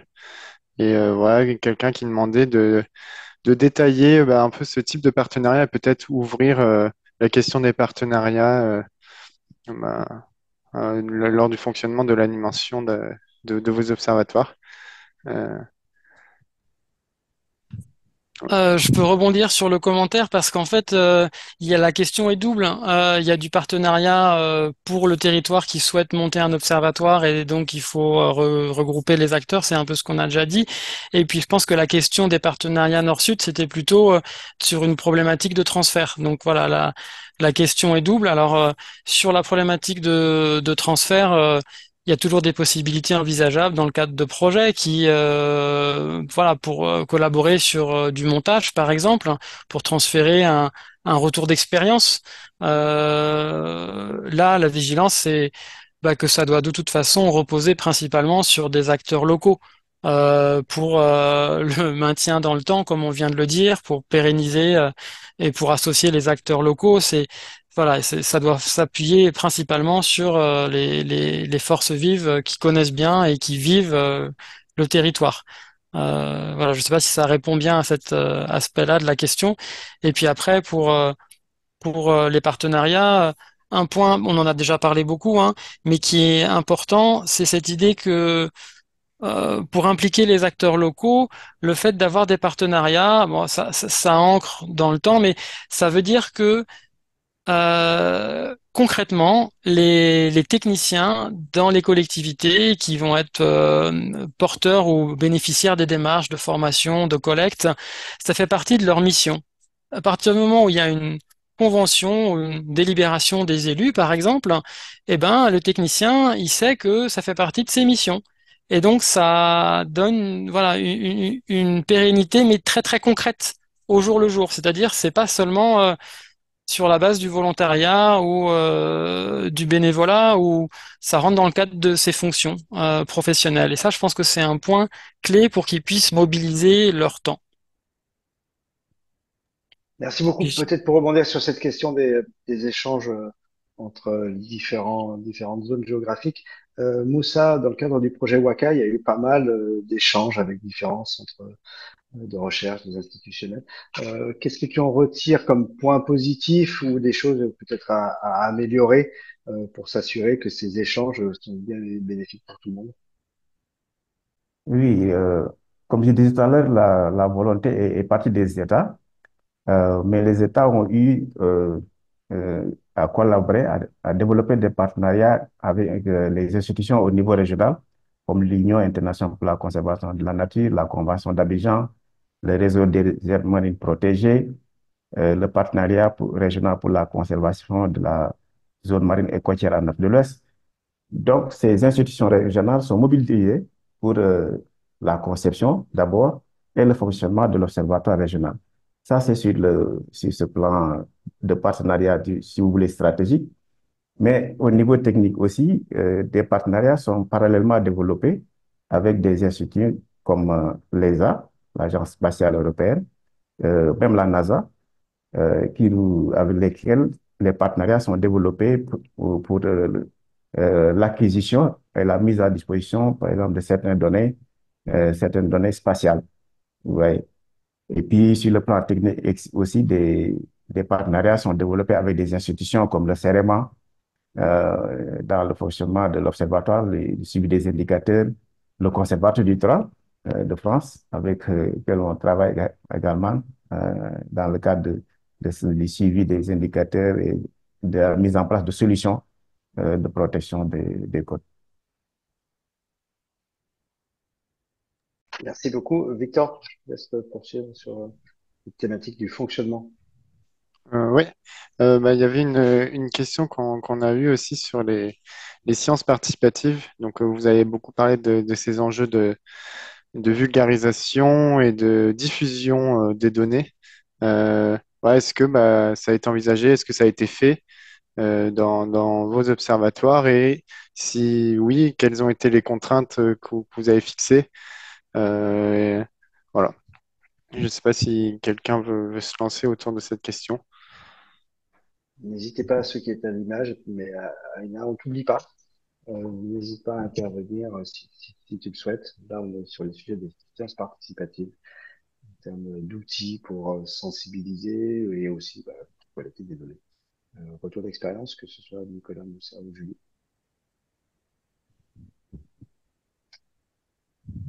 Je vois Moussa qui bouge la tête. Est-ce que ça voulait dire que tu étais prêt à répondre ou est-ce que je te pousse un peu trop? Après, Aina, peut-être qui a levé la main. Ah, alors malheureusement, désolé, j'ai pas vu la main de Aïna, je t'en prie, sur la parole. Non, ça va, merci. En fait, concernant la dissémination des données, d'abord, je vais devoir parler de comment les données sont collectées au niveau de l'observatoire, au niveau du CNDO. En fait, les données euh, collectées et réalisées par l'IHSM, c'est-à-dire notre institut hôte, suite à divers projets, sont tous capitalisés au niveau du CNDO. Donc, suite au problème que j'ai mentionné auparavant concernant les données, la perte de nos données que je viens de mentionner, nous préférons d'abord pour l'instant de se concentrer sur l'IHSM, les données de l'IHSM, concentrer à sécuriser les données que nous avons avant de faire une approche au niveau des autres partenaires nationaux. Voilà. Et nous sommes en train de mettre en place un serveur là actuellement. Et on a déjà travaillé, on y a déjà travaillé depuis l'année dernière. Et au fur et à mesure que les données sont prêtes, le site web est prêt, on va ouvrir le site web et toutes les données seront accessibles au grand public. Merci beaucoup, Moussa. Merci. Et avant de répondre, je voulais tout juste aussi préciser tout à l'heure que je disais que nous sommes partis sur les deux composantes du risque, aléa et enjeu, mais c'est après quand même une priorisation. Nous avons priorisé les indicateurs à suivre. Pour le moment, nous nous focalisons sur 7 indicateurs à suivre, sur ces deux composantes du risque aléa et enjeu. Pour la diffusion, nous avons mis en place une plateforme de stockage, de partage des données au niveau régional, donc la plateforme de l'Observatoire régional, qui est en relation avec les différents systèmes au niveau des pays. Donc, il y a des liens qui mènent aux différents systèmes qui sont développés au niveau des pays. On a également un site web euh, de l'Observatoire régional et également un bulletin qui est diffusé tous les 3 mois sur les activités que l'Observatoire mène, sur aussi des sujets brûlants au niveau de cet espace littoral ouest africain. Merci beaucoup. Julie et Nicolas, pour revenir sur les sciences participatives, est-ce que c'est quelque chose sur lequel on peut s'appuyer? Est-ce que c'est un outil de sensibilisation et d'éducation environnementale? Est-ce que c'est quelque chose qui nous permet d'augmenter les données? La semaine prochaine, on aura une intervenante d'un observatoire du Pays de Galles, voilà, qui présentera un outil qui est mondial, hein, où on a des petits panneaux dans lesquels on peut mettre son téléphone portable et puis prendre des photos régulièrement. Et voilà. Est-ce que c'est quelque chose dont on sort de la donnée qui peut être utile? Ou est-ce que c'est vraiment un outil simplement de communication et d'éducation environnementale? Nicolas. Bah, tu as donné les 2 points, hein. Il y a à la fois l'aspect sensibilisation, et là, c'est certainement très puissant. Et effectivement, on parle de la problématique des verrous qui viennent de l'acceptabilité, en fait, hein, par les résidents, les habitants du territoire. Et donc, pas forcément pour changer la manière par laquelle les gens pensent, mais au moins pour comprendre ce qu'ils pensent, il faut sensibiliser. Et donc, voilà, c'est très important de s'investir sur cette démarche-là. Après, en termes de qualité des données, la question était posée plus tôt quand je parlais d'observation collaborative par les techniciens. Est-ce qu'on a de la donnée de qualité suffisante? La réponse est oui. En sciences participatives, est-ce que la donnée de qualité suffisante? Ben là, on a forcément moins l'opportunité de former les gens qui collectent la donnée, donc forcément la qualité est un petit peu moins bonne, et aussi les outils qu'on peut leur mettre entre les mains sont pas de même niveau. Donc, par exemple, le dispositif dont tu parlais là, qui s'appelle COSNAP, ça permet d'avoir une bonne donnée qualitative de l'évolution du paysage littoral. Bon, après, la personne en parlera beaucoup mieux que moi au prochain épisode, hein, mais les données quantitatives qui peuvent être extraites, on n'est pas sur une précision de quelques centimètres. Voilà, en gros, pour du positionnement. Donc, ça peut pas remplacer.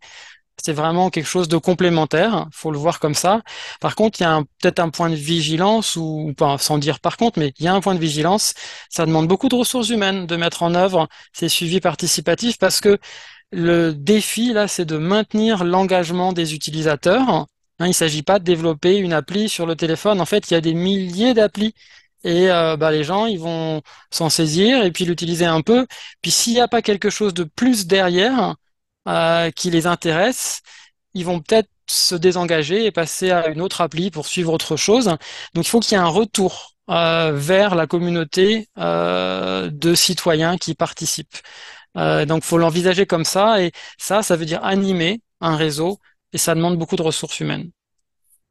Merci beaucoup, Julie. Pareil, dernier mot avant qu'on passe au Oui, ben moi je dernier thème. partage l'intervention de Nicolas sur la nécessaire mobilisation pour former les gens, pour s'assurer que les données soient robustes. Donc nous, on ne fait pas de sciences participatives grand public, mais par contre, on anime un suivi tempête. Donc c'est-à-dire qu'on capitalise sur un certain nombre de sentinelles qui sont placées tout le long du littoral, qui peuvent être les gardes du littoral, les gardes gestionnaires des espaces naturels et bien d'autres, et qui sont là pour, de façon assez rapide, nous faire remonter un certain nombre de dégâts qu'ils auraient observés suite au passage de tempête. Donc ça demande que les sentinelles aient été formées par le rôle. Donc on a un partenariat avec toutes les DDTM de la façade pour ce faire. Ça nécessite qu'il y a un moment donné qu'il y ait une base de données qui soit consolidée et stockée quelque part, donc elle est chez nous. Ensuite, que cette base de données puisse être interrogée par les différentes sentinelles au regard de leurs besoins métiers. Et nous, ensuite, on a une application cartographique qui permet de valoriser toutes ces données qui ont été renseignées. Se pose la question de la supravalidation de ces données, puisque tous les sentinelles ont eu une formation, font partie de notre GT Tempête, mais il y a un moment donné, avant de publier cette donnée, il faut qu'elle soit partagée, acceptée et acceptable par tous. Et cette question de supravalidation, ça prend aussi du temps, ce sont aussi des responsabilités qui reposent bien souvent sur les mêmes personnes. Donc, suivi participatif, oui, très intéressant, ça brasse large, ça fait connaître, c'est une dynamique réelle sur un territoire, mais effectivement du temps, de la formation pour s'assurer de la robustesse des données après qui sont diffusées. Merci beaucoup. On zappe rapidement la question de la gouvernance, malheureusement, parce qu'on est très en retard, et je suis désolé. Gouvernance, on est sur des modèles qu'on a entendus précédemment, hein, assez classiques, avec un secrétariat qui anime, qui pilote, qui collecte la donnée et qui la fait vivre. Euh, un comité scientifique qui appuie, qui pose des questions et qui répond à des questions du secrétariat. Et puis effectivement, après, d'autres groupes thématiques, des groupes de travail, des groupes sur la formation, groupes de travail, tempête, etc., qui peuvent servir pour animer ces différents modèles. Mais à chaque fois, effectivement, on est sur des modèles classiques avec une adaptation au contexte du territoire. On passe rapidement, et j'en suis désolé, mais on aurait pu passer encore de très longues heures sur tous ces sujets. Le dernier sujet, donc, c'est la durabilité. Et effectivement, c'est quelque chose qu'on a rappelé dès le début. Quand on se lance dans un projet d'observatoire, c'est pour longtemps. C'est pas simplement pour répondre à une demande d'un bailleur de fonds ou une demande politique pour produire une information. Pour ça, il y a des bureaux d'études. Là, en tout cas, voilà, si on se lance sur un observatoire, il faut partir sur du long terme. Des conseils à votre niveau, des retours d'expérience pour s'assurer effectivement que ça marche, ou des observateurs que vous connaissez qui n'ont pas marché, et sans les citer, on s'en fiche, c'est pas le sujet, mais pourquoi ça n'a pas marché? Quelles ont été les sources qui ont fait que les sources de ces échecs? Et après, je passerai la parole à Victor, qui a des questions aussi sur le financement. Nicolas, je t'en prie. Je commence comme ça, je peux répondre aussi un petit peu sur la gouvernance que tu passais, parce que pour moi, c'est la même chose. Enfin, c'est pas la même chose, mais ça se rejoint. C'est important de co-construire les objectifs. Voilà, si on veut que ça réussisse à long terme, il faut tout le temps renouveler, interroger tous les acteurs, les associer aux objectifs qui évoluent dans le temps, hein. On a dit, on démarre sur peut-être un plus petit périmètre géographique et un plus petit périmètre d'action, et puis on grandit progressivement sur la base de demandes des utilisateurs finaux et des producteurs potentiels, et puis on construit les objectifs. Voilà, si tout le monde adhère à la démarche, ça a des chances de continuer de trouver les financements, parce que ça a une fonction double de comprendre et de donner des leviers pour l'action. Donc je pense que le co-construction, c'est vraiment voilà un terme pour moi qui est clé. Merci beaucoup. Oula. Moussa, puis Julie. Je crois que les mains sont apparues dans cet ordre-là. Oui, oui. Non, juste pour nous, notre cas, on s'est rendu compte qu'il était important quand même de réaliser l'étude de faisabilité de l'Observatoire régional et aussi des observatoires nationaux. Ça permet de clarifier comment les différents partenaires vont travailler ensemble dans le cadre de l'Observatoire. Et il nous est aussi apparu important de fidéliser le réseau d'experts qui est identifié au niveau de cet espace-là à travers des rencontres périodiques. Et nous avons ouvert un espace de partage, la communauté des observateurs nationaux de l'Observatoire régional, donc à travers la plateforme Expertise Territoire, où nous pouvons avoir des séances de renforcement de capacité régulières et puis des rencontres trimestrielles au niveau des experts de ces réseaux-là. Mais pour assurer la durabilité, le financement reste primordial. Il faut qu'au-delà du projet, on arrive à financer durablement l'observatoire et aussi d'avoir de l'expertise. Merci beaucoup. Julie, une question préliminaire de ta réponse. C'est que quand on parle de financement et quand on parle de durabilité, c'est quoi les coûts classiques d'un observatoire? Qu'est-ce qu'il faut anticiper comme financement? On doit payer quoi? Qu'est-ce qui coûte cher? C'est du temps homme, c'est des études, c'est du matériel. Voilà. Ah ben là, je dirais c'est un peu à géométrie variable des missions qui sont adossées à la structure. Effectivement, le temps homme, c'est souvent ce qui prend beaucoup de place hein, dans un budget. Il n'en demeure pas moins que côté rôle, on a nos partenaires institutionnels qui nous ont demandé de coordonner cette stratégie de suivi très ambitieuse à l'échelle de la façade, qui nous permet de collecter une donnée très haute résolution tous les 3 ans.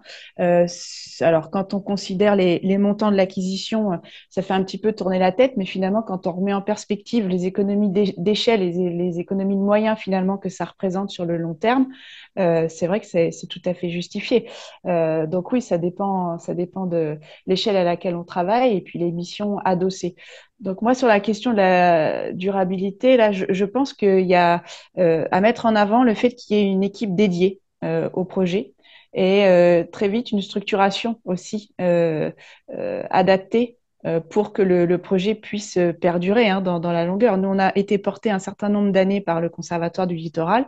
À partir du moment où l'ensemble de nos partenaires ont souhaité que notre action soit prolongée dans le temps, il y a eu une structure ad hoc, donc un GIP, ça peut être autre chose, un syndicat mixte qui a été créé et ça, je pense que c'est vraiment les conditions de s'inscrire dans le long terme, équipe dédiée et structure dédiée au projet. Et puis, il y a aussi la question qu'on a évoquée tout à l'heure de la férisation de la donnée, parce que c'est bien beau d'engranger des informations et de la donnée, mais si on ne s'assure pas que tout est correctement bancarisé et sécurisé, on peut aussi se retrouver dans la panade, en sachant que maintenant, on se repose beaucoup sur des infrastructures informatiques qui sont très performantes, mais qui peuvent s'avérer aussi extrêmement fragiles face à des cyberattaques et autres, ou des départs, effectivement, comme l'évoquait tout à l'heure Ena, des gens qui partent avec les clés du camion. Donc voilà, c'est aussi cette question de sécurisation, de férisation de toutes ces données qui sont produites au fur et à mesure des années.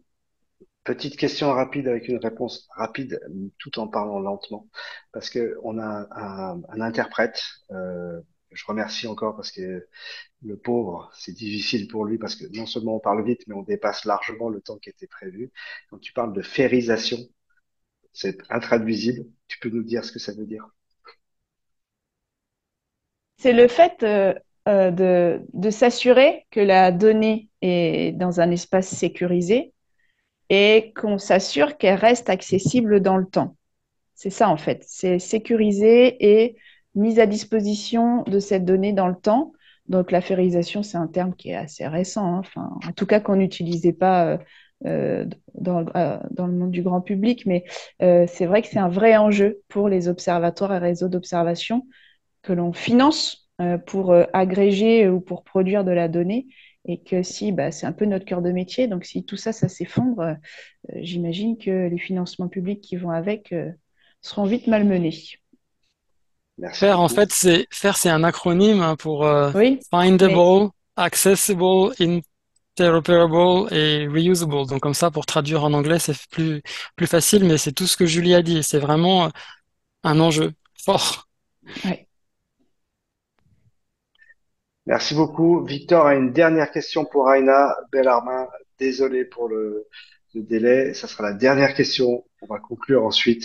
Et je remercie à nouveau tous les invités d'avoir su rester aussi longtemps et tous les participants d'avoir adhéré aussi longtemps à ces questions.